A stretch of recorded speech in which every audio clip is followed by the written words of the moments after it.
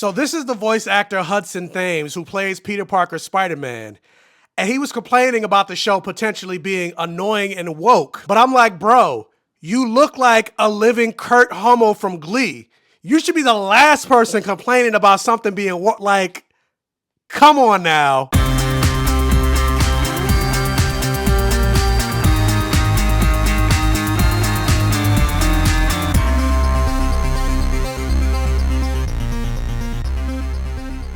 And welcome to my Safe Gayven, everybody. Thank you guys so much for joining me and clicking on another video here on the Black Gay Comic Geek channel. Guys, I'm looking at my channel right now and I am 52 subscribers away from hitting 10,000 subs here on the channel. So do me a favor.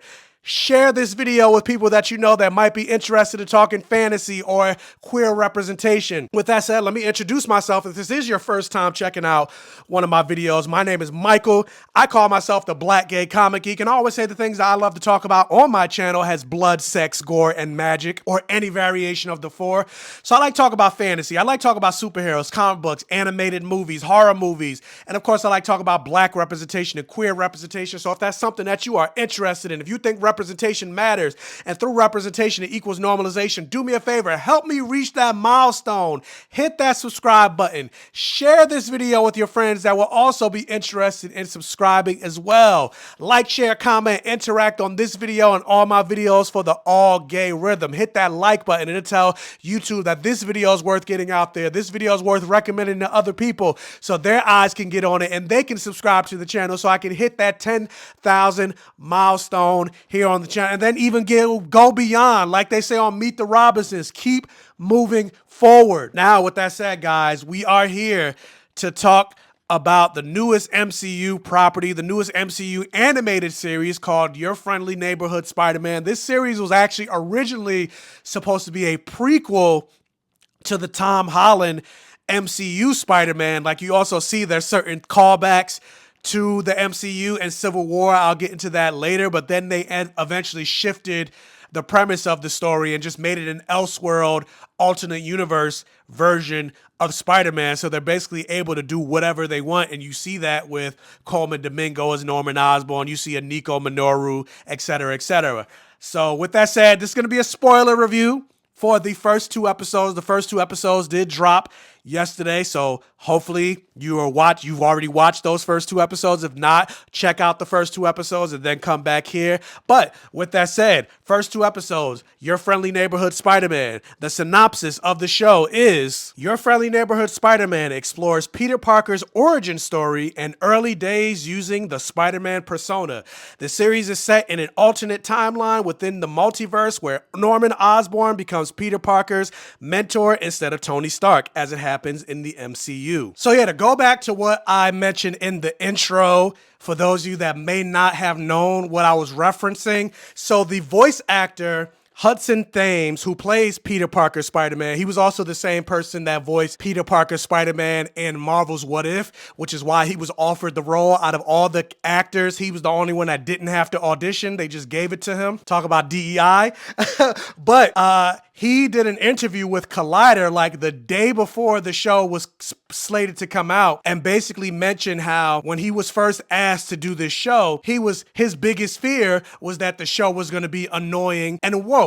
And then he just went on to say how it's not and it's really good, yada yada yada. And again, that came out the day before the show came, out, so it set the internet into a tizzy, and you had people start talking about they're going to boycott the show because of his comments. Because usually when somebody says, oh, it's going to be woke, or they use the term woke, it's always as a dog whistle to say this person is a bigot, basically, that they're racist, sexist, homophobic, etc. And like, after watching the show, his comments have just proved to be even more ridiculous, because him saying, oh, it's not woke, when A, you already had Coleman Domingo experiencing racist backlash because he's cast as Norman Osborn as a black man when Norman Osborn is traditionally not black. But like, This show is hella diverse. There's so many black and brown characters. Nico Minoru is shown to be gay in the very first episode. Like, you see characters in hijabs, Muslim characters. Like, it shows New York how it's supposed to be. And even just that, people will try to accuse that as being woke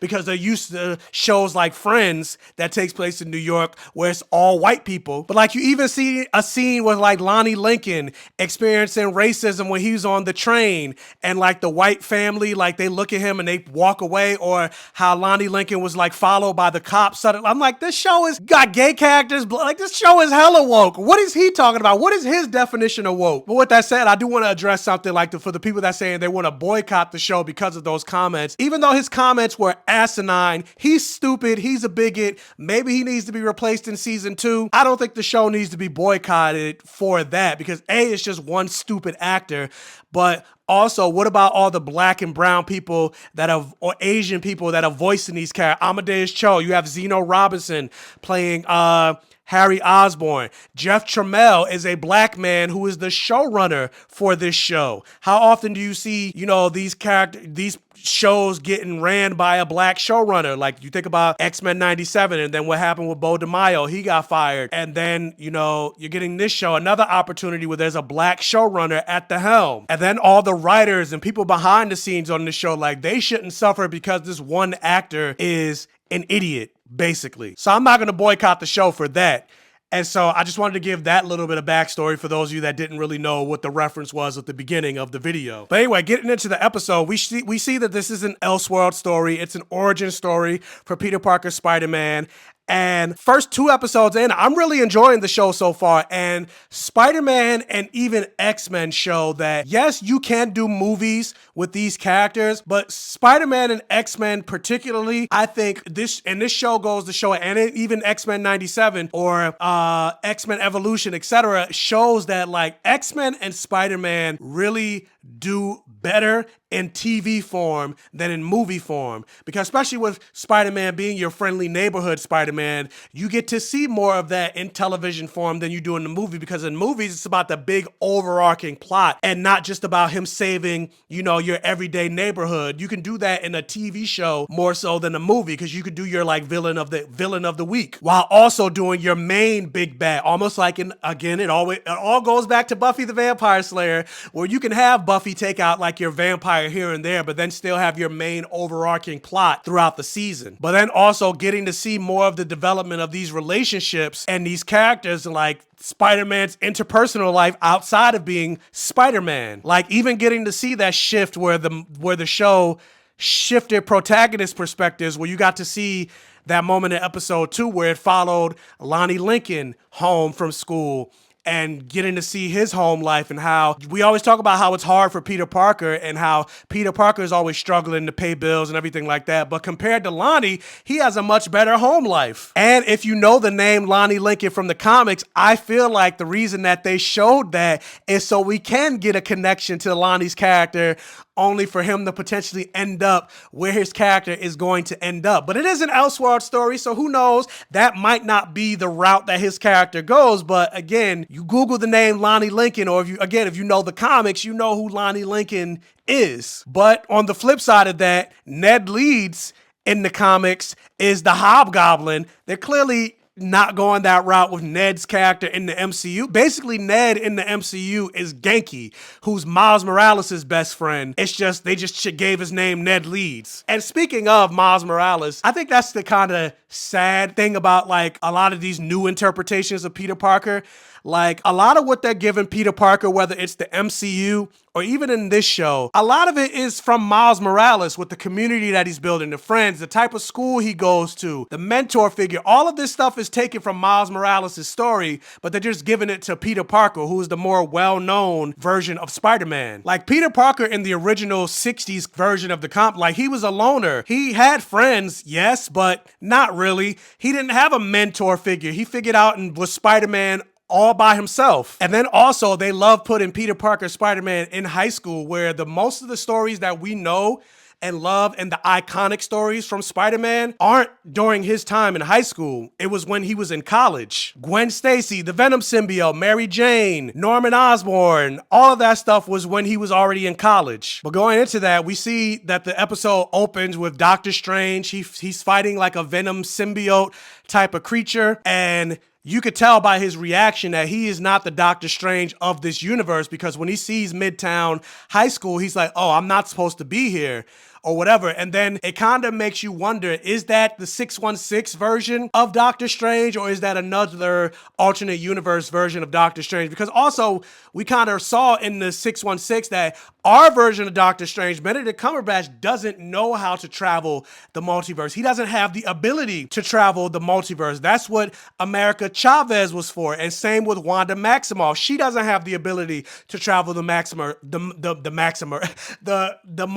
That's why she also needed America Chavez, which I think was kind of stupid, because the whole reason that she is a Nexus being and the whole ability of a Nexus being means that she should have the ability, out of everybody in the multiverse, she should have the ability to travel the multiverse easily, as well as America Chavez. But they didn't really develop what a Nexus being is in the MCU. Like, even when you think about Deadpool and Wolverine, with her being a Nexus being, you think about the anchor being that Wolverine was in Deadpool and Wolverine. That's what Wanda should be for 616. She should be the anchor being. But at least this version of Doctor Strange does have the ability to travel the multiverse, and conveniently, a radioactive spider, or multiverse irradiated spider, again, kind of taken from Miles Morales with the movie where a spider from a different universe bites Peter Parker. That's literally what happened in Into the Spider-Verse. You find out that that spider wasn't supposed to bite Miles Morales, or at least it wasn't supposed to bite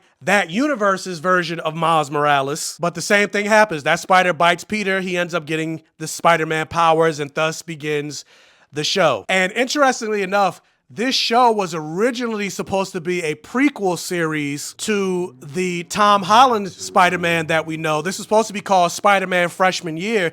And you kind of see certain callbacks to that, because there are moments where, like, Spider-Man catches the car against the bus, or there's a moment where, like, when he's walking into the house and you see that Norman Osborn is sitting there, it's like a shot-for-shot recreation of when Spider-Man goes into the house and Tony Stark is sitting there. That's all callbacks to it originally supposed to be a Civil War callback series. Like, it's literally a shot-for-shot recreation of him going into the house. The same music is playing, and then he sees Tony Stark, but then this time he sees Norman Osborn. And then, yeah, like, I'm really enjoying this show so far. Like, it's pretty damn good. And I'm enjoying the fact that even though this is Peter Parker's origin as being Spider-Man, it's not like an origin into like, there are other superheroes in this world. Like, you see Norman Osborn in a picture with Captain America.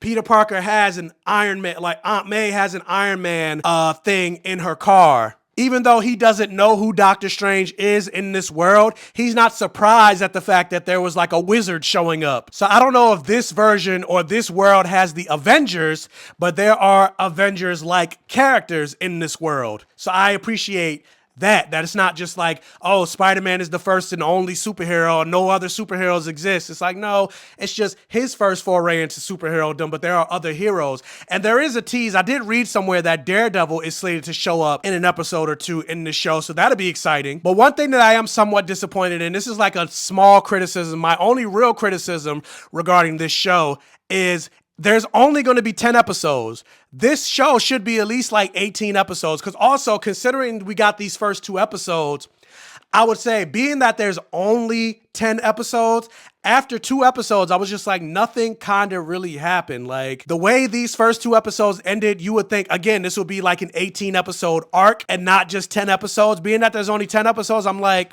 more stuff should have, like, we should have got to this point after maybe episode 1. But I'm enjoying all the familiar characters that we got. Amadeus Cho. We see there's a character from Wakanda. Lonnie Lincoln, etc. Like, I'm enjoying the fleshed out world nature that they're doing with a lot of these characters. Granted, we don't know if these characters are going to be who they end up in the comics. Like, we don't know if Amadeus Cho is going to become the Incredible Hulk, or he's not the Incredible Hulk, but he's the totally awesome Hulk. And then also, there's a moment where after the spider bites Peter, that spider crawls on somebody else's bag. I didn't see the person, but could that be Cindy Moon? Could that be Miles Morales? I'm pretty sure that's going to play a role, or we're going to have a callback to that at some point in the future. So I am also loving the Easter eggs that they tease. We do see that there's a different version of Kurt Connors. Instead of Kurt Connors, I think her name is Carol Connors. So is she going to end up becoming the Lizard? So yeah, I don't know what script Hudson Thames was reading, but yeah, this show is hella woke, especially considering how many characters, a black Norman Osborn, a black and female version of Kurt Connors. You're seeing Nico Minoru, who's openly gay in the first episode. How many black and brown characters are all throughout the school? And it's pretty damn good. It looks like Queens, New York. If you go to Queens, New York, this is what it looks like. But yeah, the show is fun. I really enjoy it. And I'm definitely planning on making these weekly reviews, every single episode. And then maybe one day, I am working on it, but I do want to try to get Zeno Robinson, who is the voice of Harry Osborn, on the show for like a review. I don't know, because he's kind of busy. I don't know if I want to try to wait to the finale so we can talk about the entire show, or maybe get him on for an episode or two. We'll see. Fingers crossed on that. And then maybe see if I can get I don't know if it's Jeff Trammell or Jeff Trammell, but the showrunner on to talk about the show, the process, the episode, and, you know, fingers crossed on that. Maybe see if I can do that on a live. Maybe. We'll see. Also, depending on how well these videos do. So hopefully you watch these videos to the end. You engage, you like, share, comment, interact for the algorithm. You hit the like button and all of that stuff. So then I can be like, hey guys, people are watching, you know, these reviews. So I would love to get you on, you know, to talk about the episode, talk about your process, your experience, and all that other stuff. So do me that favor so I can get them on. But with that said, what did you guys think about these first 2 episodes of your friendly neighborhood Spider-Man? Like, share, comment, interact for the all gay rhythm. Again, if this is one of your first time checking out one of my videos, hopefully check out the other videos on my channel. If you like what you see, hit that subscribe button. Tell your friends, families, and neighbors about my channel to help me continue to grow. Help me hit 10,000 subs. Hit that bell notification button so you're alerted every single time I post a new video. And as always, I will catch you guys next time.